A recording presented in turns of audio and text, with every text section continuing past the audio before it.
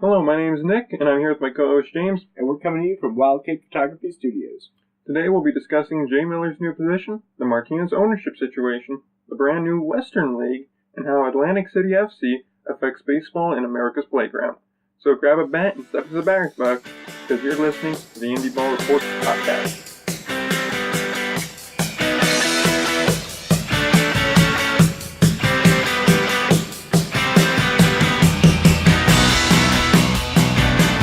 Welcome back, everybody, to episode number 3 of the Indy Ball Report podcast. Number 3. I know, we've made it to a third episode, and we'd like to go ahead and just thank everybody for their support so far. We'd also like to go ahead and thank Sussex for everything they've done so far for us, liking and retweeting articles written by my gracious co-host here. Thank you very much, Sussex. Who does have another article up on the website, which we will discuss in just a moment. Yep, we'll get to it in a bit. But we do have a little bit of housekeeping to take care of before that, and one update that we want to cover. So, YouTube version of the podcast that we promised last week, that went up a couple days ago, and is now available. Pretty good. It is. It looks great. It looks very good. Yep, we have a couple of custom graphics on that thing. Nothing too crazy, but overall, I think it was a solid effort there. Absolutely. And I just kind of want to get a listener feedback on what you guys think of the video. And if you guys want to see this in the future, if you do, and it does get a lot of support, then I'll go ahead and continue to make these. If not, then I'm probably going to lean away from that and put other content on there, just because it took a decent bit of time to create. It took a lot of time to render, and then uploading and all that usual jazz. Yeah, so definitely, hit us up on Twitter or Instagram now. We have an Instagram at Indy Ball Report. So hit us up. Plug. Yeah, Great plug. Hit us up there, and just let us know. What you think about that. Do you like the YouTube videos? Would you rather just listen to the podcast on Podomatic or Spotify or iTunes or any of the other places we are at? Which, speaking of other places we're at, we are now on TuneIn, we are now on Stitcher, we are now on iHeartMedia, we are also on several others that I don't happen to have on hand, but just about anywhere you can find a podcast, we're there, with the one exception being Google Podcasts. That one we are still working on, as we've been for the past month, but we're going to get it there. We'll get it up. We'll work it. And it's going to be good. So you guys got to trust us there. So, last real bit of housekeeping before we start jumping into actual content, polls. So we have polls up on our website. We haven't really gotten a huge response from it, about maybe 4 votes per poll that we put up there. We'd like to go ahead and get more responses, more information from those polls. On Twitter, we'd like to know, would you prefer to have Twitter polls or just on the website polls? Which reminds me, we also have a new web address. We no longer have the long, complicated sites.google name. If you simply type in www.indyballreport.com, you will be brought to our website. It is very important, though, that you use the www. in front of indyball.com. Otherwise, you will not be brought to the website. It needs to have the W's. Otherwise, it will not work. You need the W's. Remember that. The W's are important. They are critical. So, that being said, we'd just like to know about the polls. You could do it on the website, www.indyballreport.com, or we could go Twitter polls. Whichever you prefer. We just want to get more fan interaction and more fan engagement, because we want to know what you're thinking and what are some of your takes. And also, we would like to know what you want to hear. What do you want us to talk about? What do you want us to discuss? Definitely reach out to us on any of those platforms, and we'd be happy to do it. Yep, especially at this time of year, it's starting to dry up. We're in that weird, awkward period where we're starting to run out of real substance to talk about, but we can't really start talking about players and teams and stuff yet. The teams just really aren't assembled yet. There's no real spring training to report on. We're still like a month away for a lot of that stuff. Anything you guys want us to talk about, go ahead. Just tweet us a topic or an article, and we can definitely discuss that. And now, the one update we're going to get to, then we're going to talk about the article, because the article is a beautiful segue into our first topic today. So, update we have is from our first story last week, the Joplin Miners stadium crisis. It appears that Joplin is no longer in Joplin, in the sense of their lease agreement with Joe Becker Stadium was terminated. It was done by a 9-0 vote by the city council. Yep. And there will be no additional charges to the city of Joplin.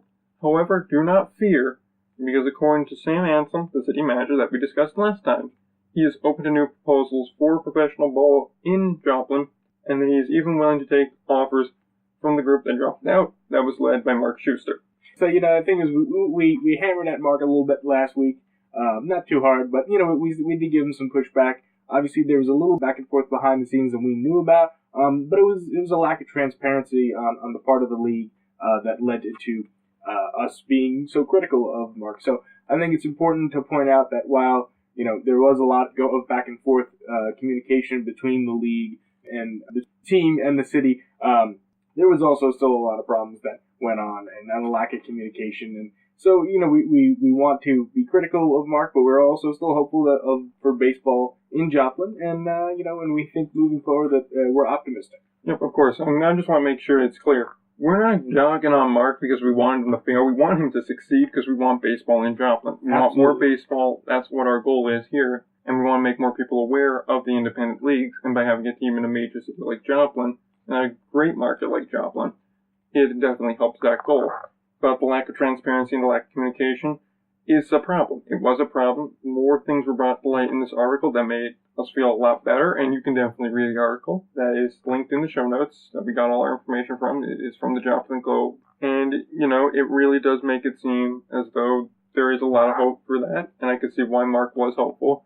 However, once again, the transparency does not really create good word of mouth, which is what you need to survive in this business. Yep, this is just a lack of transparency issue, and I think as Joplin goes along and they'll get either another team or perhaps the minors will still be in there, we'll see what happens, and we'll keep everyone updated in the Joplin area, as well as anywhere on ideas of the Joplin minors situation. And just to put a bow quickly on Joplin, Sam Anselm, the city manager, did say that he expects to get a proposal from the Southwest League at a later date that's kind of open-ended, but like everything in that league, it is open-ended. So, after tying a knot on that, let's go ahead and discuss the article that was written this week by my voracious co-host.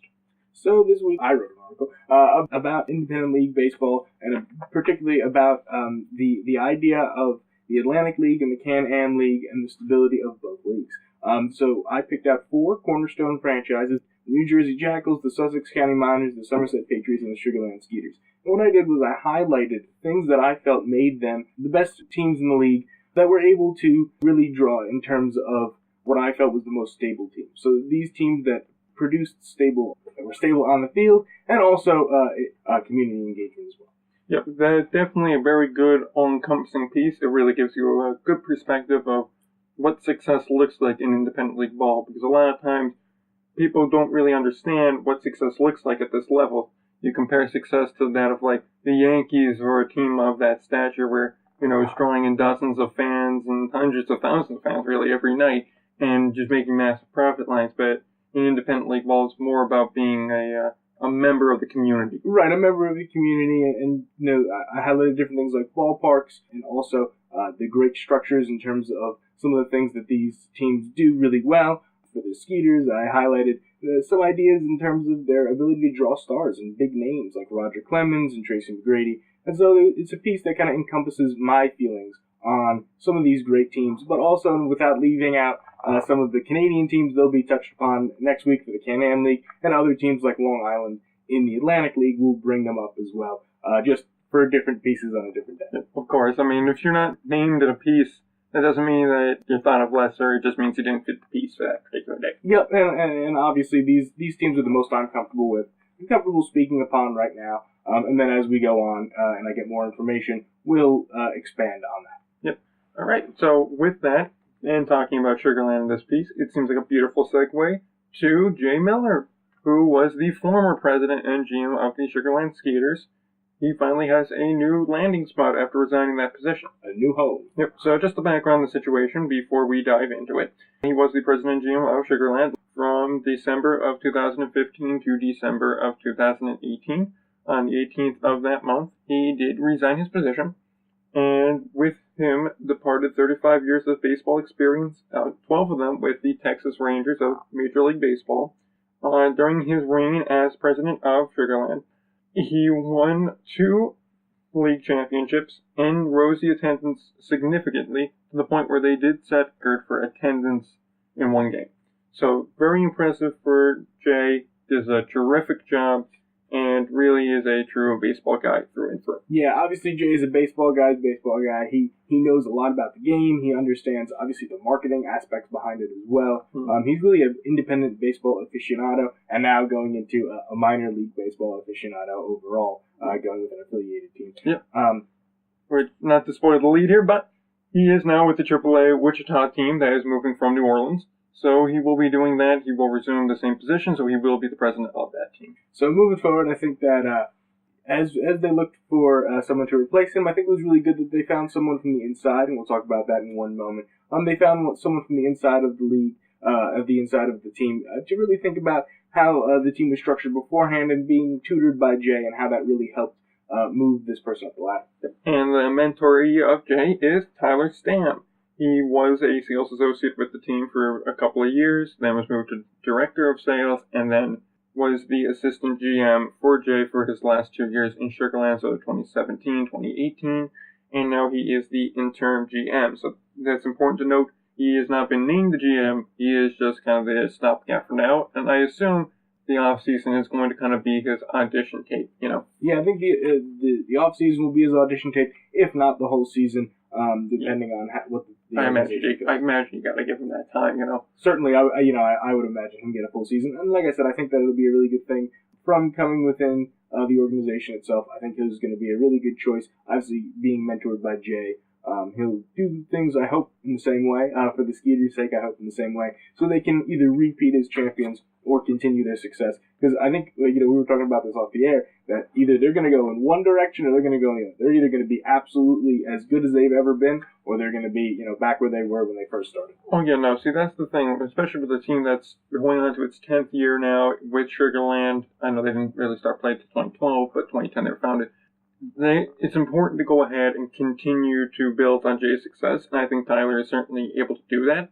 My concern does come from him not having much experience in front office operations, but that doesn't necessarily mean he's not very good at it. You need a place to start, and having those 2 years where you're just kind of being the guy that's sitting there, he's watching, he's doing things obviously, but he's not getting the final say on it, I think it's a very good kind of internship role there that he held. Yep, and we're going to need to take a wait-and-see approach on it. I think at some point he'll either become, again, the heir apparent to Jay, or they'll move on. And I think that's the way it's going to work. Yep, exactly. So that's going to be a situation to watch. I would expect to see some success this year. Maybe not a league championship again, but certainly success again in a postseason run from Sugar Land. The talent's still there. Moving on now, we go to the Martinez ownership situation. So let's go ahead and just kind of give you the background on Martinez. They were founded in 2018. They played their first season this past year, did okay. They did serviceably. And long and short is, they play in the PAC Pro League, which is the Pacific Association of Professional Baseball. We will be referring to that as PAC Pro. Because we're lazy. Exactly, and just, it sounds better. It sounds more fun. PAC Pro. And so, that being said, they draw fairly well middle of the pack. They are owned by Jeff Karpov. He is the CEO of DC Solar. Jeff Karpov has some legal troubles. Got some problems. Because at the same time Jay was submitting his letter of resignation from the Sugar Land Skeeters organization, Jeff was being awoken into FBI agents coming through his front door as he was being raided due to tax issues. Yeah, poor Jeff. They busted down his door and they raided his house. And his troubles don't end there, as there was another raid at one of the DC Solar facilities, and DC Solar in the past few days has declared Chapter 11 bankruptcy. Oh, not fun for those at home. Don't try it at home. Yeah, no, pay your taxes, kids. That's important. This is kind of a shocking move here, because DC Solar was involved in sport. Not only did Karpov own this team, his company, DC Solar, was involved with NASCAR. They had a whole-branded car. Like, I'm talking hood ad, big ad. So, you would assume that a company that has the kind of money to do that, they could pay their taxes, but clearly not. Yeah, apparently not. This presents an interesting situation for PAC Pro, as now one of your fairly healthy teams in a league that, it doesn't draw terribly well. It stays afloat, but I mean, you look at where they are, it limits you. Right, they're certainly a limited league in terms of attendance. They're not anywhere near the stratosphere of the Atlantic League or the American Association. Yep, certainly not there. And more so than that, Karpov has remained firm on that his intention is to own the Clippers. Now, this does create an issue, or whether or not he'll be able to keep ownership is still kind of up in the air. Yeah, I think that, ownership is one of those things that is a privilege more than it is a right. And he's worked, he got all his money and he owns one of these teams, but, he wants to keep owning it, but it's just going to hurt the league. I think, if he stays in as owner, it depends on how the community feels, and of course we don't want to be, too hasty in terms of legal outcomes, but he could be in legal trouble. He's definitely in financial trouble with his company declaring Chapter 11 bankruptcy. So I think it's important to underscore the fact that this might be not the greatest thing for him. Yep, so that brings us to an interesting point. With Theo Fightmaster, the commissioner of the Pac-Pro, he's optimistic the Clippers are going to play this year, which... Same as Mark is optimistic that Joplin is going to be. Yeah, I put it on the same level there. He's saying that they're going to be able to field the team. It may be a bit later than usual, but that shouldn't affect them that much, being that tryouts aren't until the end of April, 20th and 21st, and spring training isn't until another month after that. But the thing I have a question for with Theo here is, Martinez is getting their lease reviewed on Field 3, which is a municipal field in Martinez. What's the plan if that lease gets terminated? Right, I mean, yeah, what happens there? Do we go to 5 teams? Do we, go with a road warrior type team? What happens? That's a good question. Which is a funny thing you mentioned that, because he said if they are not able to take the field, which he doesn't expect, but if that is the case, there are only 2 real options. Fielding a traveling team similar to the Road Warriors or like a New York Federals for Can-Am League fans. Right. Or adding more rest days to the schedule, so more time in between games. Now it's my assumption that you wouldn't interrupt the 3-game series. So it would still be play 3, but instead of going play 3, then another 3-game series, it'd be play 3, day or 2 off, play 3, day or 2 off. A similar situation to that. I don't like that idea. Nope. Simply because of the sense of you want to have consistency. You want to have long stretches of games because it's easier to market, it's easier to advertise. And in a league that is fairly young and doesn't really have like the kind of built-up, ingrained fan base, and clearly is already not doing great attendance-wise. I think that's just facility issues. You can't really afford to have days in between games. Indy ball is kind of like the mood strikes you type thing. Right, yeah, I completely agree. Yeah, if you think about going to buy Indy ball tickets, oftentimes it's spur of the moment, especially for the casual fans. It's more of a spur of the moment kind of thing than, here, 3 months in advance thinking about going for a game. Exactly. It's something that we mentioned last week. It's not really the kind of thing that's planned in advance unless, it's like a birthday party or a group outing or something like that. Really, the only days that I think really are planned for is like the 11:30 start time games. Yeah, I think going to the five teams is the best option for the league at this point for the Pac-Pro. If, of course, Martinez is unable to field the team. Although, again, I am optimistic that there's a chance, but that's probably very... I put that at doubtful. Very doubtful optimism. Yeah, I would agree with that 5-team strategy. I think it's better to go to 5. I may mess with your division structure, although I don't think with 6 you would even have divisions. Right, it's probably just straight through. So I don't really think that going to 5 is really that big of a deal. Obviously, it doesn't signal good health of the league side, but when you have an owner that's declaring bankruptcy, basically, and his company's declared bankruptcy, it doesn't really bode well for him keeping this team. Right. And if you want to continue to grow this team to what I would assume be the premier Indy ball team of California, then you would want to go ahead and make sure everybody in that league is healthy. And so to keep kind of, and I don't really mean this in a derogatory way, but to keep like the diseased limb of the league hanging on there, it doesn't really signal good health. Right, yeah, it doesn't signal good health just because, like we said, with all the troubles that Jeff has, and the team has as a result of Jeff's financial and legal troubles, it's probably for the best just to move forward. Exactly, and how much time he's going to be able to spend on this team. Yeah, really. So moving right along, we're going to move into the Western League. So we're going west. The Western League is a comparable league to the Pecos League. So it's a little bit lower tier independent league baseball. They begin playing on February 7th, so they're obviously a spring league. They have 4 teams, and they play for 1 month, so 12 to 15 games. So the 4 teams are the Bakersfield Blues, the Hollywood Stars, the Great Bend Boo, and the Salina Stockade. Now, for you Independent League baseball fans, you may remember the Salina Stockade from the Pecos League. We do believe that it is the same franchise, however, we're not positive yet. Yep, same thing for, I think Hollywood was part of them too. I'm not sure about the other two. Right, yeah, I'm not sure about the other two, but I certainly know that these teams are familiar with Pecos League teams. They may just be playing in there as a warm-up. We're not entirely sure. We'll get a clarification on that at some point. So it's $50 a week. For payment. They're paid $50 a week, which is the standard in the Pecos League. So they'll make $200 this month. That's kind of below the going rate. Yeah, obviously. Obviously not what you want. Yeah, no, so that's not great. I believe you break down the hours spent is like $2 an hour is their hourly rate. So that's not great. No, not great. All the games are going to be played in Sam Lynn Ballpark in Bakersfield. So I guess the Blues are getting a lot of home games. Yeah, a lot of home games. You know, the thing about these leagues is they're difficult to kind of predict what they're going to be. Sometimes they're really, really positive things, and sometimes they can go negative, like the Pecos League in recent years has had its struggles and its bad PR at least. Oh, yeah, no. Indy Ball Island published an article about them, and it's scathing to say the least, but it does open your eyes. I know there's also, I think it was a Fox Sports 1 documentary series about one of the Indy Ball teams in that league. It was kind of eye-opening there. But back on topic of the Western League, it really does seem like it's a Winter Pecos League mixed with the same stadium situation of the United Shore League. Yeah, absolutely. Which plays up in Michigan. I kind of call it the Jimmy John's League because that's the guy that owns the naming rights to that one ballpark that the 4 teams play in. If you're taking those two strategies, I'm not sure how much I like that idea.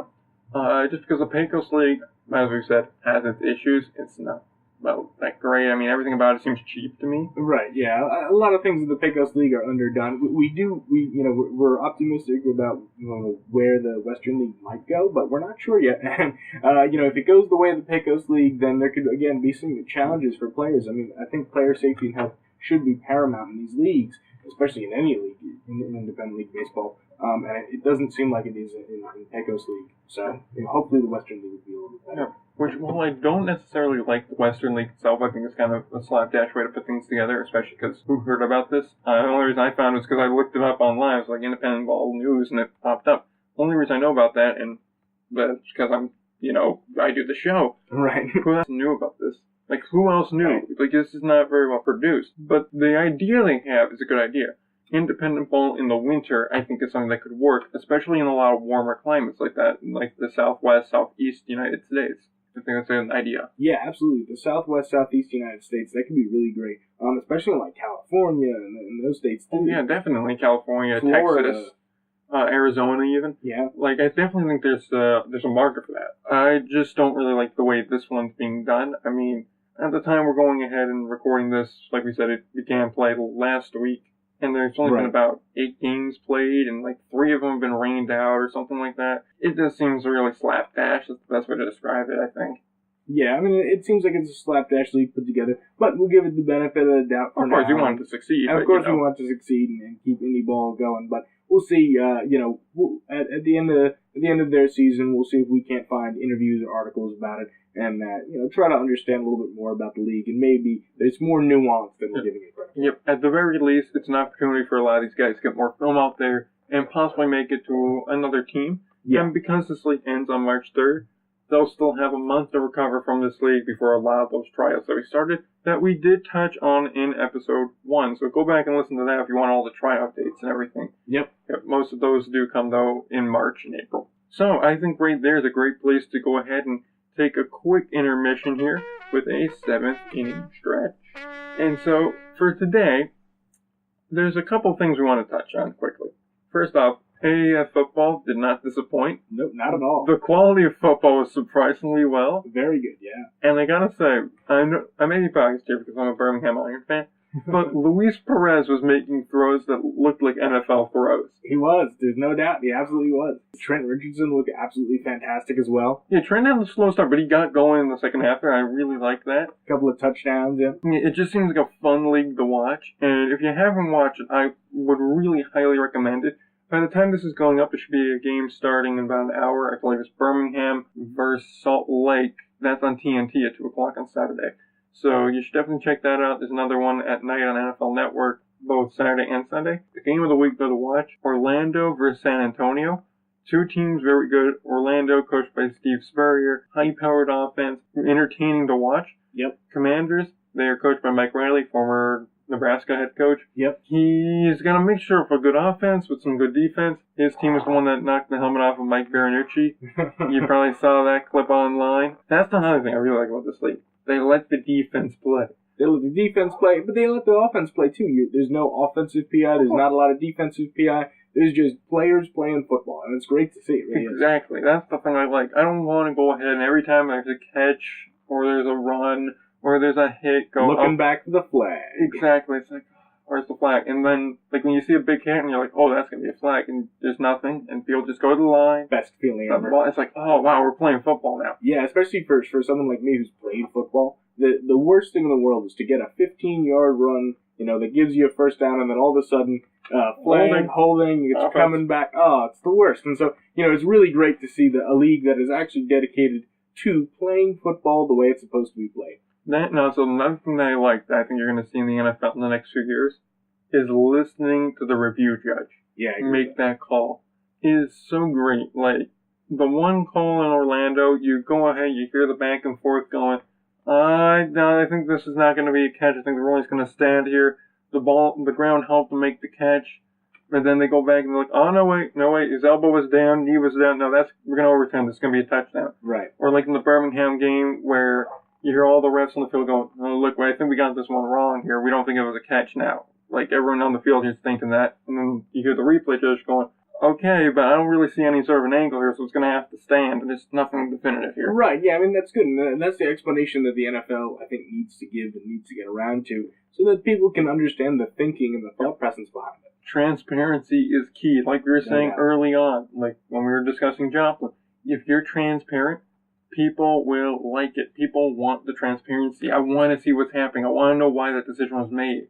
I don't want to just be yelling into the void, Right, absolutely. And, the thing is that, if you had that a little bit more transparency, maybe calls like we saw against the Saints and even stuff in the Super Bowl would have been a little bit more ironed out, and you would have had a lot more people happier with the end of the NFL season. Of course, and so we definitely want to promote the AAF, which is basically independent league football. Independent league football, yeah. So definitely something we want to promote here. But the main topic of, well, at least my ire this week, is not going to be, the Bob Costa story you may have saw with him being kicked off the Super Bowl because he was talking about how CT is a real thing, and, we don't want that on there. How dare he? How dare he want people to be aware of going ahead and running and ramming your head into somebody else could cause brain injury. How dare he say that?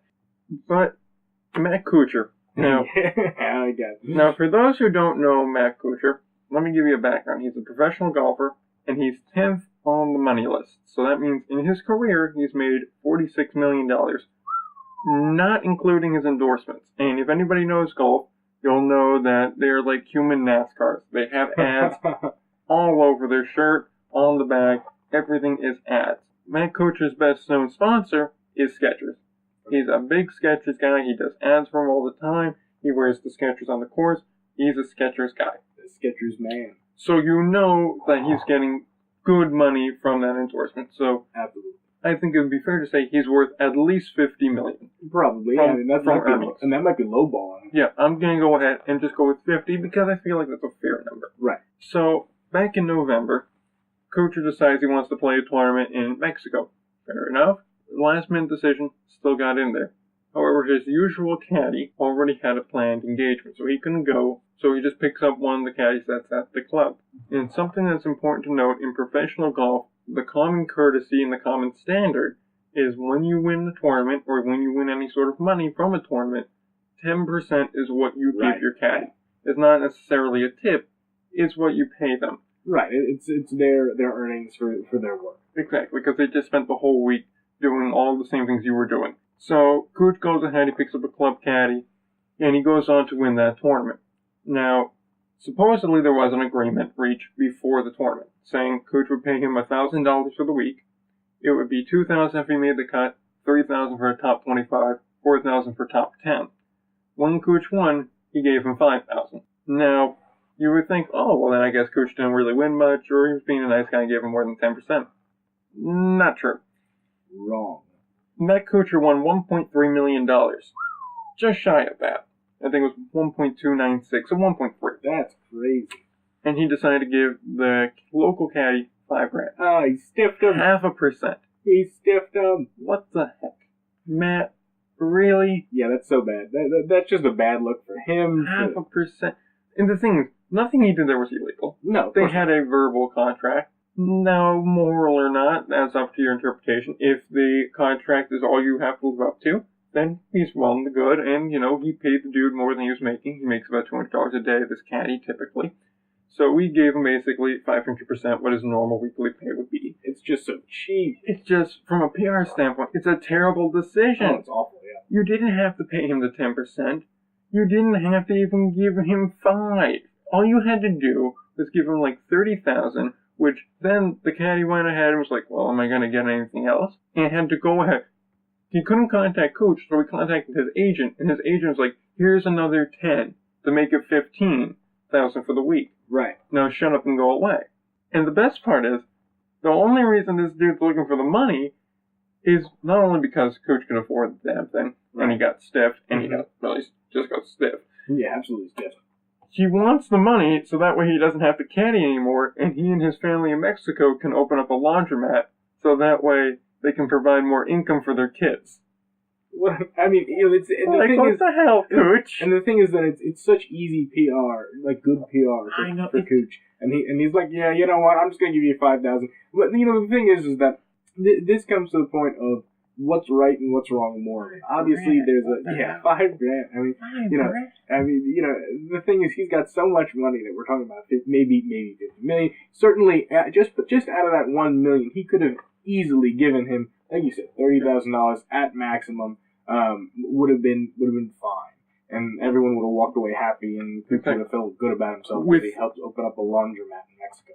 With $30,000 there, people might be going, hey, it's kind of lowballing a little bit, but whatever. It's not a big story. With $50,000, everyone's like, yeah, that seems about right. He's not an unusual tour caddy, so, he doesn't get the 10%. Now, if you gave him the 10% and gave him the $130,000, which is no small amount of money, but it's not really that big of a dent. Someone that has a Skechers deal and gets so many endorsements and whatnot. It's not that big of a dent. It's $1.3 million. It would have been like the biggest PR success for you. Nobody in the world is going to be like, oh yeah, screw that guy for giving him the percentage he didn't have to give him. You go ahead and you have such a beautiful PR hit. And the thing is, if it's someone like Patrick Reed or Ian Poulter, their reputation is the villain. They are not looked upon greatly in the world of golf. Matt Kuchar's personality in the world of golf is the aw shucks type guy. The kind of, I don't want to say dopey because he's not really dopey, but the kind of lackadaisical kind of guy that just so happens to be like the average dude just playing golf. Right. And when you go ahead and you act, well, just downright cheap, by only giving the dude $5,000 and then having your agent go in and go, here's another $10,000 to just go away, you did something wrong. And the ship's already left the port. It's gone now. You're going to have to deal with this bad PR. And the reason why it's getting dug up now for something that happened in November is because the WGC, which I believe is World Golf Championship, they're going to Mexico City this week, where the tournament was. So, Cooch, hopefully you find a way to make it right. Yeah, make it right. Even if you don't, though, it's not really going to make a difference because people are going to remember this now. You kind of lost that all shucks bit. Mm-hmm. With that said, I don't think we have anything else left for 7th inning. I think we could turn for home now. Turning for home. All right, turning for home, we got Atlantic City FC. Atlantic City. Oh, America's playground that now is, well, decrepit and old and nobody goes there. Because it's revitalizing, all right? Come on. Yeah, so, background on the stadium situation there. Surf Stadium, Sandcastle, Albany Avenue Stadium. Different name, same building. The Sand. I like the Sandcastle name. It adds character. We talked about character last week. It has a lot of character. It's got charm. Unique character. Absolutely. In any case, it was built in 1998. 1998.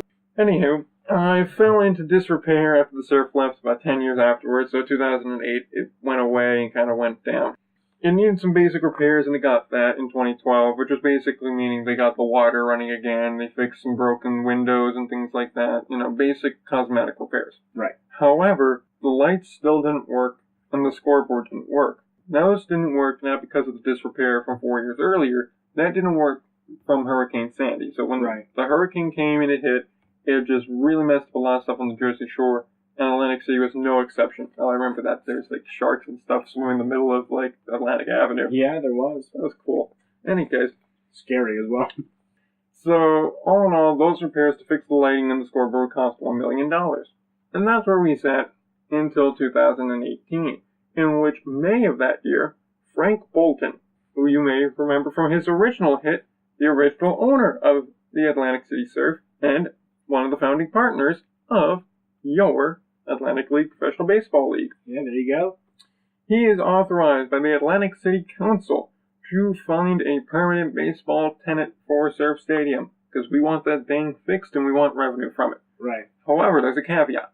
You only have 90 days to do it, so he has 3 months, basically to the end of August, to find himself a tenant. We can reach August of 2018. There's no tenant found. No found. There is unlikely to be baseball in 2019, Bolton says. However, he does not rule out the possibility of baseball in Atlantic City in 2020. Ooh, that'd be good. And that's where we sat for a while. Right. Until Atlantic City Football Club comes in. Atlantic City FC. So Atlantic City FC, they are a Tier 4 soccer program play in the NPSL, so National Premier Soccer League, and they want to take over the Surf Stadium. Where they play currently is 20 minutes away in nearby Stockton University Stadium in Galloway. Mm-hmm. And so they've played games at Surf before, and I assume better attendance, just, Probably, yeah. However, they're not able to make full use of the stadium because of the way it's currently set up. It's set up baseball first, obviously. Of course, yeah. And obviously with concerts and stuff like that in mind. Right. Not with soccer in mind. And so the sight lines block out large swaths, so you can only use about 3,000 of the 5,500 seats. Right, and obviously they're going to want to use all of those seats if they, play there more frequently. Exactly. So the earliest date they can move in to become the primary tenant is August 3rd of this year, 2019. That would be for only one game, would be the championship game. So they want to do that for 2020. They want to be the primary tenant that year. Now, I know what you're thinking. Well, why would you go ahead and put a soccer team in a baseball stadium? Because they are offering to renovate the stadium, fix the lighting, and then rearrange it so that it would be more friendly to soccer. Those renovations will cost, roughly speaking, $4 million. Yeah, $4 million to, reconfigure it, fix the lighting, do all that. Now, that seems like a lot of money because it is. However, the club has said we will at the very least raise some private funding for it. So it won't be on the entirety of Atlantic City and the county of Atlantic.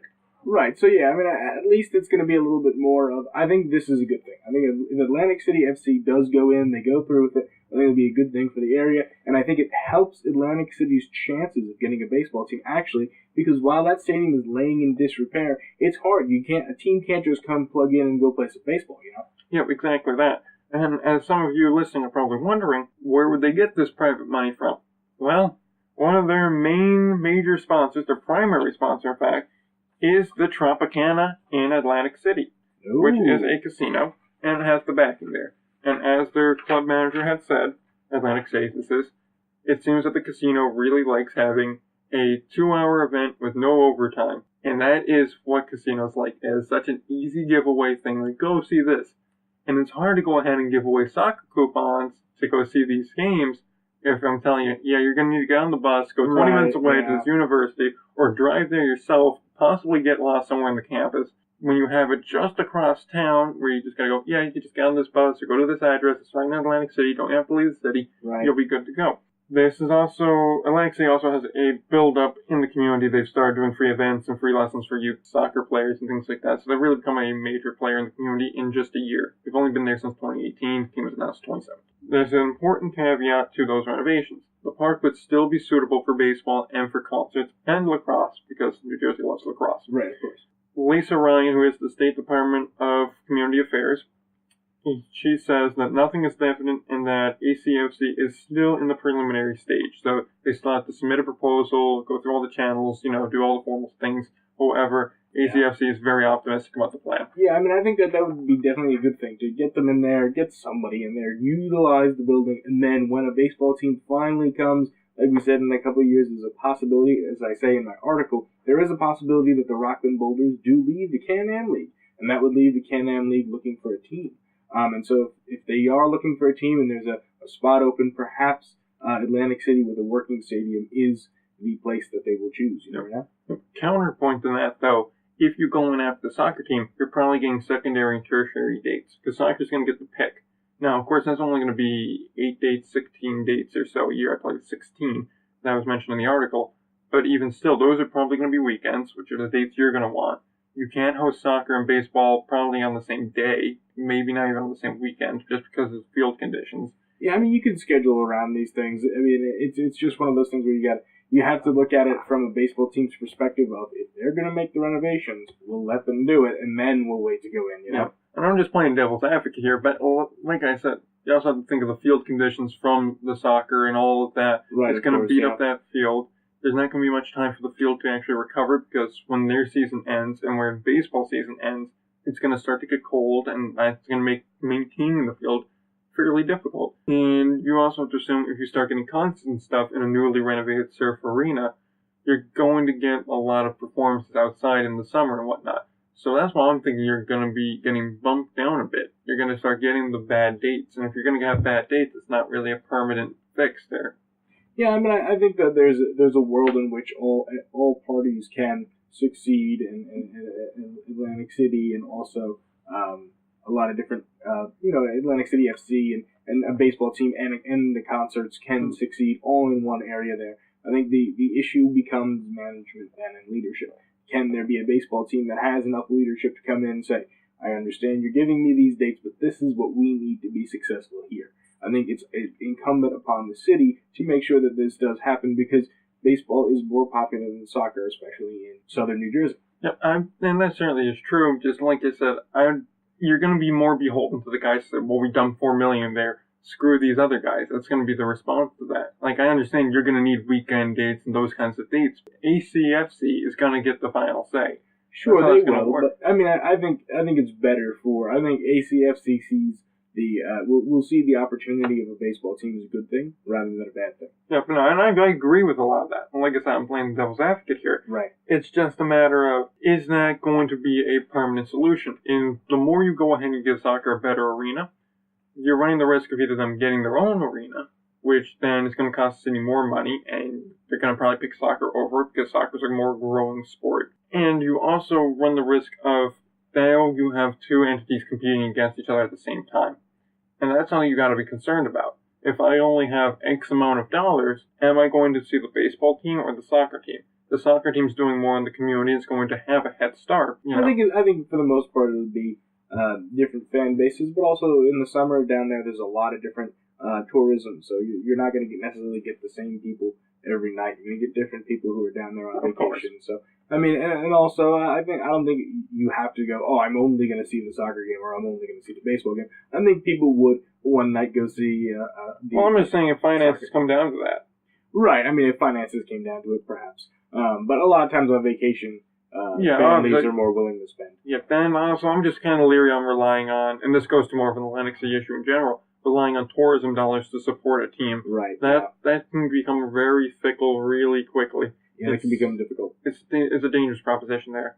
So I'm concerned about that, although I'm interested to see how the situation develops. Yeah, it'll be an interesting situation to see how it plays out, both in terms of the Atlantic City FC, and also if there's a possibility of a baseball team getting in there in Atlantic City as well.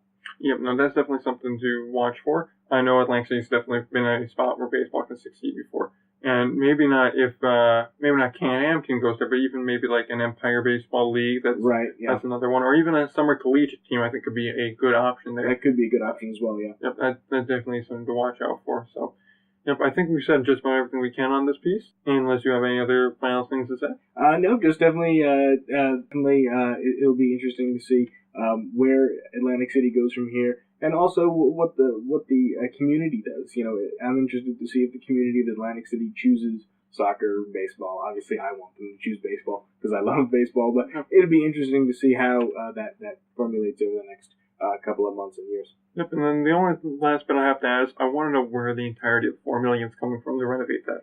I'm sure soccer Right, will yeah. chip in a decent bit of it, especially with casino backing. But I don't think they're going to give $4 million and then go ahead and share. I think it'd be $4 million and it's mine. Yeah, I think that could be problematic as well. But again, it's a wait and see approach. Exactly. So we'll wait and see, and we'll update as we go along with that. And with that, I think that just about wraps up the show today, just to get some quick plugs in here. Second article's up on Can-Am and Atlantic League stability, with another one rapidly on the way for next week's show. Yep. YouTube version of last week's show is up there. There will be one for this week's show too, and then we're going to reevaluate from there, as well as other YouTube content to come.